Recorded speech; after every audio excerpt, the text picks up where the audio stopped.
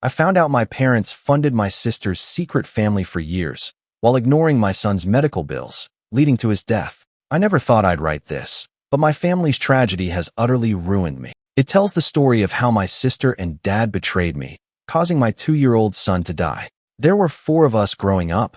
My mom, Betty, 58, a math teacher at the local high school. My older sister, Laura, 35. My dad, George, 60, a senior insurance agent at a large firm. And myself, and 28. We appeared to have a lovely life and lived in a nice area. But there was always one major issue: my parents' intense preference for Laura. Favoritism began at a very young age. Laura had ballet classes, painting lessons, and piano lessons throughout elementary school. My parents told me we couldn't afford 2 kids participating in extracurricular activities when I begged to join any, while I wore her hand-me-downs. Laura purchased new clothes from the mall. I used her old phones till they broke, but she always acquired the newest iPhone models. Laura requested braces at the age of 13. Without hesitation, my parents paid due loss $6,000. When my dentist informed me a year later that I also required braces, they indicated we would have to wait due to financial difficulties. I still have crooked teeth at the age of 28, and I never got them. Laura received a brand new Honda CIVYC for her 16th birthday. They had said me to work and save money for a car of my own when I became 16. I only bought a used Toyota that broke down after 6 months of working at McDonald's after school for 2 years, all the way through high school. The trend persisted. While I had to work part-time jobs to pay for necessities like clothes and school supplies, Laura was free to concentrate only on her education and enjoyable hobbies.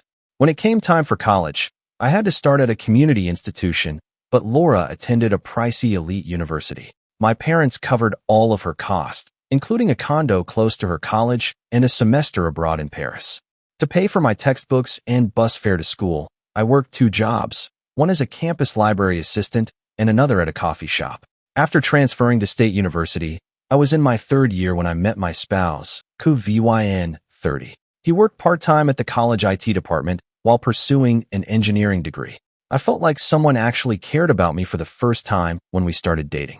Vyn was also from a middle-class family, but when he was in high school, his parents died in a car accident. He worked hard to pay for college while living with his aunt during high school. Before we were married, we dated for 3 years. We were saving money for a down payment on a house, so I planned a little courthouse wedding. But Vyn felt that since it was a once-in-a-lifetime event, I should have a genuine wedding. We organized a little ceremony for perhaps 50 people in a nearby church.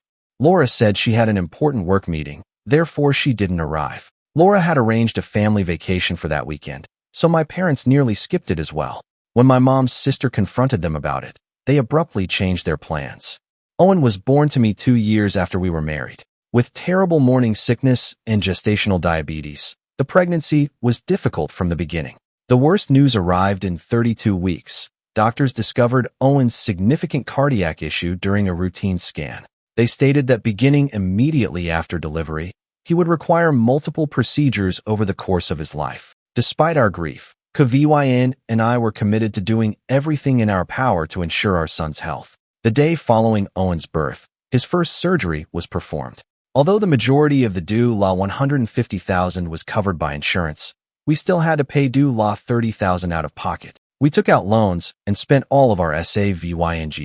Vyn began putting in extra hours at his engineering job and taking on weekend freelancing work. I was caring for Owen while working from home as a virtual assistant. Owen had to have another operation 6 months later. I turned to my parents for assistance because we were already having trouble paying for the initial operation.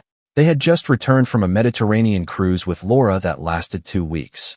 I stated to them that we had previously sold our car and made every feasible cut, while displaying all of our medical expenses. They claimed they couldn't help since they were facing financial difficulties. I didn't know the truth, so I trusted them. We barely made it for the following year and a half. Vyn put in 80-hour weeks until he became so worn out that he passed out on the job. I started taking on additional virtual assistant jobs and began using eBay to sell items from our home. During this period, my parents took 3 family holidays with Laura and gave her a brand new Mercedes for her birthday. They said that because Laura worked well in finance, she was responsible for paying for all of these. This turned out to be a lie. Owen deteriorated significantly last month. His heart suddenly stopped working correctly, necessitating emergency surgery that would have cost $50,000. We didn't have a method to get that much money fast, and our insurance had hit its annual cap. I begged my parents for assistance once more, this time down on my knee. I offered to sign a formal agreement promising to give them our house, double the money they owed, and anything else they desired. They declined once more, stating that recent medical expenses had depleted their savings. We were unable to pay for Owen's surgery, therefore he passed away 2 days later. He had just turned 2. My parents claimed they had to assist Laura with an urgent matter, so they barely stayed for 30 minutes at his burial. While tidying Owen's room yesterday, I discovered my dad's old phone beneath the bed. He must have lost it when he was there 3 weeks prior. I checked the phone, which was still functional, and discovered hundreds of texts between Laura and my parents. I learned the truth in this way, and it ruined what remained of our family. Laura had been leading an entirely different life, one that none of us were aware of. According to the texts, she had 3 children in Florida with a man named Dave after 7 years of marriage. All this time, my parents had been providing for them financially by giving them large sums of money each month. I read through all of the messages for 5 hours.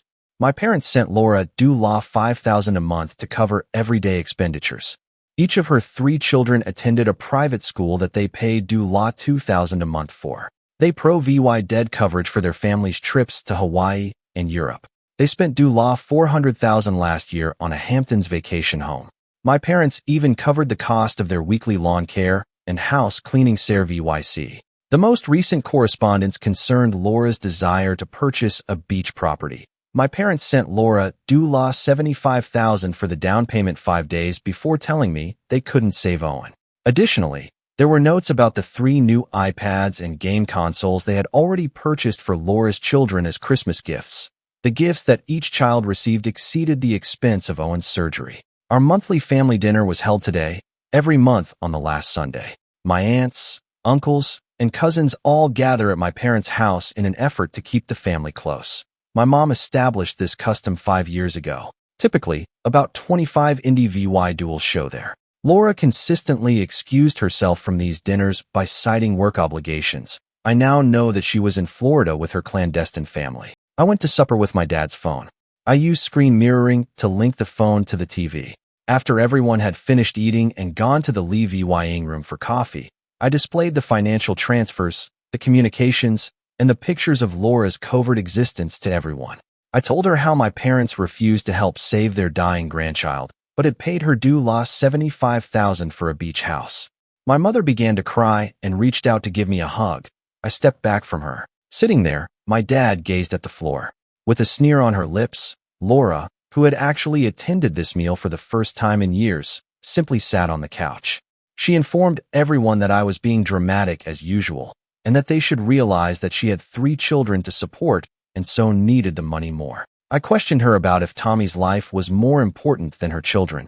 I was crazy for drawing similarities, she said. My mother made an effort to clarify that Laura was their top priority, as she had always required more assistance and had been more emotionally sensitive. My dad went on to say that they assisted Laura because she lacked my strength and independence.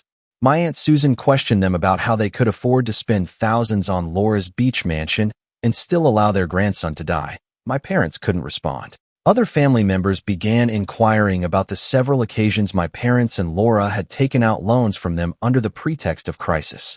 Laura became irate and said that I had no right to reveal her personal information. She claimed that if anyone learned about this circumstance, her children would suffer from trauma. I informed them that they were no longer my family. In order to purchase a beach property for Laura, they witnessed the death of my son. I told them that their decisions had killed them, just as Owen had died. Laura began to yell that I was jealously attempting to ruin her life. She claimed that because our parents loved her more, I had always envied her. I banned their numbers after leaving their home. I was followed by several family members who promised to help me if I decided to file a lawsuit.